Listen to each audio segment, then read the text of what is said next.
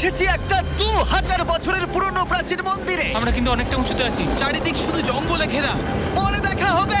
চলো দেখা যাক ওখানে কি কি পাওয়া যায়। এই ভিডিওতে আমরা অনেক প্রাচীন মন্দির ঘুরে দেখব, যে মন্দিরগুলোর অনেক গভীরে রয়েছে প্রাচীন মায়া সভ্যতার গোপন রহস্য।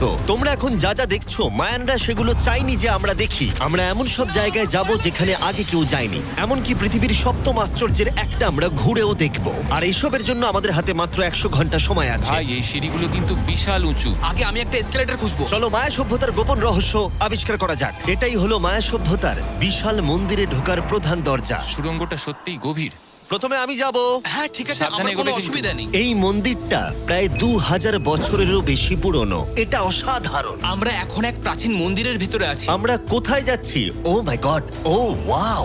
এই মন্দিরে ঢুকলে প্রথমেই দেখা যাবে একটা বিশাল মূর্তি, যে ছিল একজন শস্যের দেবতা, একটা জাগুয়ারের মুখের ভেতরে। এটা সত্যি অসাধারণ। ও মাই গড!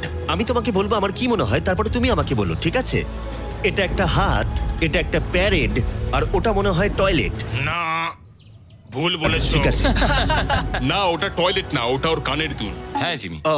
ব্যাপারটা হলো এই জায়গাটা আসলে একটা পিরামিডের উপরে আর একটা পিরামিড, তাই যত ভিতরে যাব তত পুরনো জিনিস দেখতে পাবো। সাবধানে যেও ছেলেরা। সুড়ঙ্গটা খুব নিচু জিমি। বিশ্বাস হচ্ছে না সরকার আমাদের এটা করতে দিয়েছে। এটা অসাধারণ। এমনকি আর্কিওলজিস্টদেরও এখানে ঢোকার কোনো অনুমতি নেই। আমরা এখন কতটা গভীরে আছি?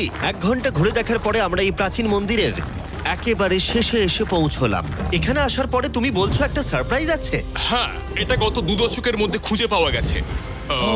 ও কি? এটা একটা মৃত ব্যক্তির মুখোশ। এটা হলো একটা স্নেক কিংডমের রাজার মুখ। মায়ানরা এইরকম মুখোশ ব্যবহার করত মৃত ব্যক্তিদের সুরক্ষিত রাখার জন্য, যাতে তারা মাটির নিচে সুরক্ষিত থাকে। আমি ধরতে পারি? হ্যাঁ, নিশ্চয়ই। ও, এটা 1000 বছরেরও বেশি পুরনো। হ্যাঁ, তার মানে আমার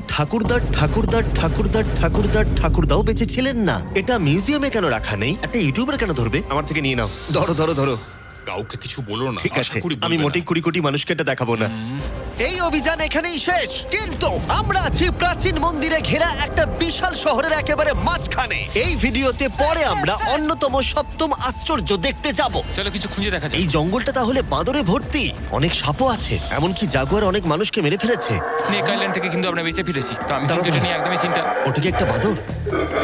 স্যার, স্যার, স্যার!